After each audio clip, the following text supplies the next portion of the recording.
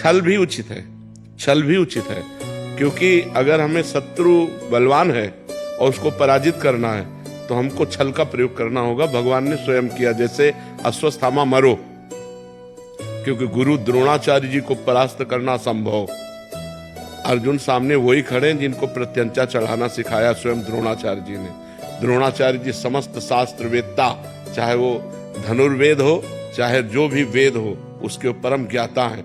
अब उनको सामने से नहीं मारा जा सकता, तो क्या किया? छल नीति का प्रयोग कर दिया। अश्वत्थामा नाम के हाथी को मारा, भीम ने एक गदा, वो मर गया। भगवान श्री कृष्ण का अश्वत्थामा हतो, ये जो ही आवाज कान में पहुंची द्रोणाचार्य, अश्वत्थामा मारा गया। युधिष्ठिर जी की तरफ देखा और कहा अश्वत्थामा, तो उनका अश्वत्थामा हतो, और जो ही बोले नरो या कुंजर, उसमें शंख ध्वनि हो गई। यद्यप वो सत्यवादी धर्मराज युधिष्ठिर थे, एक भी शब्द कहीं मिस्टेक ना हो, पर मिस्टेक कर दिया। भगवान ने आदेश किया था तुम्हें इतना ही केवल कहना अश्वत्थामा हतो। अब नरो या कुंजरो तुम कैसे, तुम जानते हो कुंजर मारा गया, इसलिए नरक की प्राप्ति कुछ मिनट के लिए हुई थी महाराज युधिष्ठिर।